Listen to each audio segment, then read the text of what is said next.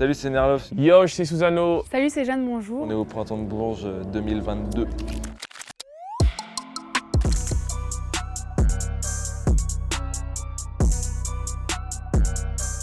Je dirais que c'est un mélange de chansons françaises, rap, avec des esthétiques solaires.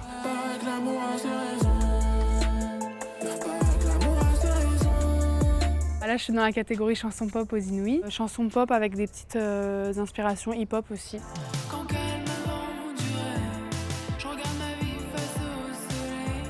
Je fais de la musique, d'un genre de chanson française 2.0 qui parle des comportements humains, un peu tendre, un peu dur et un peu de tout.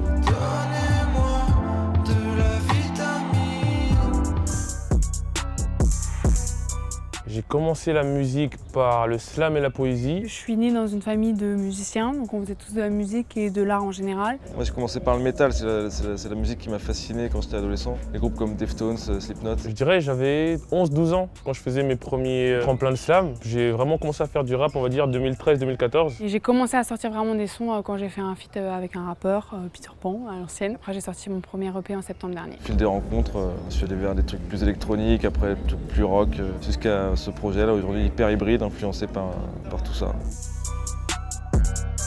J'étais jamais venue et en vrai c'est trop bien, j'aime trop Bourges, je trouve ça grave cool.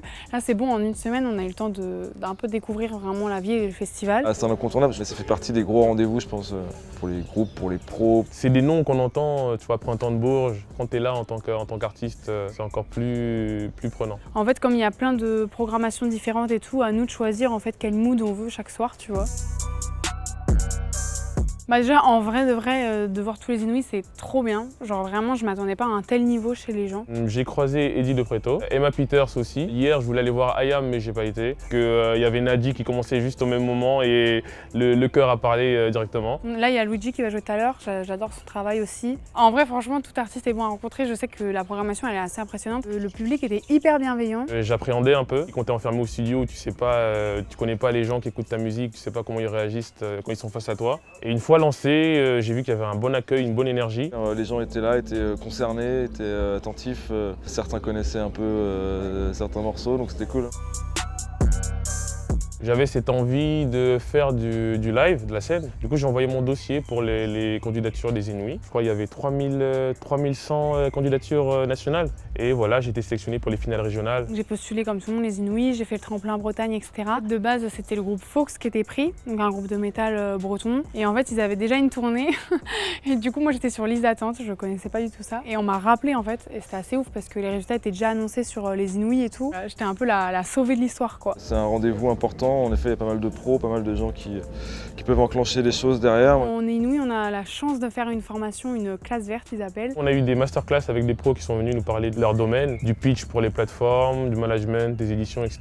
Ça permet de voir un peu tous les aspects de la structuration pour un artiste en développement. Je pense que tout le monde peut tenter les Inouïs parce que c'est vraiment un tremplin qui est ouvert à plein de styles différents. Il faut avoir un projet intéressant, singulier. Ce que j'ai vu chez tous les artistes, c'est que chacun avait une identité super forte et un truc à défendre. C'est une super opportunité de rencontrer des gens dans plein de styles différents. Il se passe un truc humainement avec tous on est une trentaine, plutôt même une cinquantaine de jeunes, d'artistes. Et du coup, il y a un truc de colo de vacances, de promo, de spring break, là, je sais pas, c'est hyper cool.